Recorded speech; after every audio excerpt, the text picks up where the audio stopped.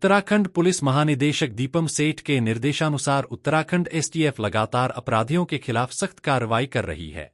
इसी क्रम में एसटीएफ एसएसपी नवनीत सिंह भुल्लर के निर्देशन में उत्तराखंड एसटीएफ ने बड़ी कार्रवाई को अंजाम दिया है।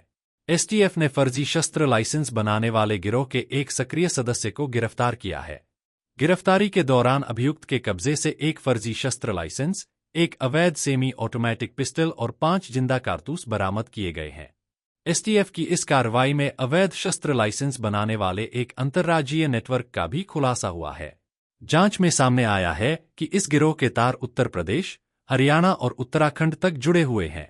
एसटीएफ अधिकारियों के अनुसार यह गिरोह लंबे समय से फर्जी दस्तावेजों के जरिए अवैध शस्त्र लाइसेंस तैयार कर उन्हें अपराधियों को सप्लाई कर रहा था। मामले में आगे की जांच जारी है और नेटवर्क से जुड़े अन्य आरोपियों की तलाश की जा रही है। इस संबंध में एसटीएफ एसएसपी नवनीत सिंह भुल्लर ने ब्रज दर्पण न्यूज नेटवर्क को जानकारी दी। इसमें एक व्यक्ति है मनोज पुत्र भोपाल सिंह, ये शामली उत्तर प्रदेश का रहने वाला है। इसको अरेस्ट किया गया है और इसने 2020 में अपना लाइसेंस यहाँ पे ट्रांसफ़र करवाया था 30 कैलिबर की पिस्टल का, और ये लाइसेंस जो है मेरठ से ट्रांसफ़र होकर आया था यहाँ पे।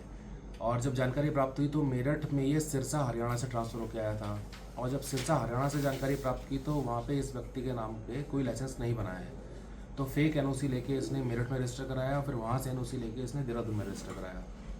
तो ये सारा हमने वहाँ पे जिलाधिकारी कार्यालय मेरठ और सिरसा वहाँ से प्राप्त कर लिया है, और इसमें इसके खिलाफ थाना प्रेमनगर में 420, 467, 468, 471 आईपीसी और 25 आर्म्स एक्ट के अंतर्गत इसमें मुकदमा लिखा गया है।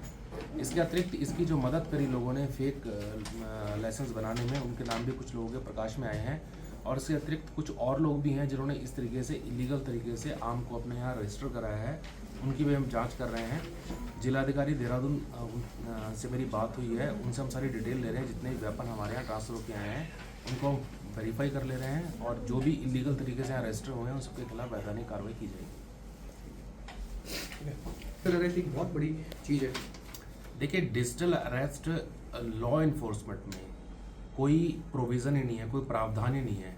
अरेस्टिंग हमेशा फिजिकल होती है। इसमें जो फ्रॉडस्टर होता है, ठगी करने वाला, वो अपने को लॉ इन्फोर्समेंट एजेंसी का कोई ऑफिसर बता के, कभी पुलिस का, कभी सीबीआई का, किसी भी एजेंसी का ऑफिसर बता के जनरली वीडियो कॉल करते हैं, और उसको ये विक्टिम को ये बोला जाता है कि उसका मोबाइल नंबर या उसका कोई संबंधी, कोई पुत्र, कोई भी संबंधी किसी प्रकरण में जो है वांटेड हैं, और या इनका अकाउंट या मोबाइल नंबर गलत काम में इस्तेमाल हुआ है, तो उनको डिजिटली अरेस्ट किया जा रहा है, और फिर उनको एक अकाउंट नंबर दिया जाता है और बताया जाता है कि ये सरकारी अकाउंट नंबर है और आपको बेल बॉन्ड के रूप में इसमें इतनी राशि ट्रांसफ़र करनी होगी, और जब वेरीफाई हो जाएगा कि आपका कोई दोष नहीं है तो राशि आपको वापस कर दी जाएगी।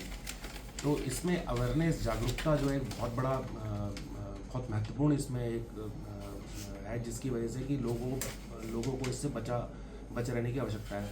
और आपके माध्यम से मैं वही चीज़ रिपीट करूंगा कि digital arrest as it is कोई प्रोविज़न ही नहीं है। कभी कोई व्यक्ति आपको कॉल करता है और बोलता है कि आपको डिजिटली अरेस्ट किया जाता है, तो आपको तत्काल 1930 जो नेशनल साइबर हेल्पलाइन नंबर है उस पर बताना चाहिए। इसके बावजूद अगर किसी के साथ कोई फ्रॉड हो जाता है, जैसे कि आपने अभी ऑनलाइन गेमिंग की बात करी, या अभी इन्वेस्टमेंट से रिलेटेड फ्रॉड्स काफ़ी करते हैं लोग, तो अगर ऐसा कभी होता भी है तो इसमें गोल्डन आवर्स रूल है। अगर जितनी जल्दी आप 1930 पे रिपोर्ट कर देंगे तो 1930 के माध्यम से जो फ्रॉडस्टर का जो बैंक अकाउंट है वो तत्काल फ्रीज हो जाता है, जिससे कि विक्टिम के पैसे बचाने की संभावना बहुत ज़्यादा होती है। अगर यही सूचना कुछ दिनों, हफ्तों बाद, महीनों बाद अगर पुलिस के पास आती है तो उसमें फ्रॉडस्टर अगर वो पैसे विड्रॉ कर लेता है, तो कई बार ऐसा होता है कि जो फ्रॉड करने वाले वो विदेश में बैठे होते हैं, तो उनको पकड़ना और मनी की रिकवरी फिर थोड़ा सा मुश्किल हो जाती है पुलिस के लिए।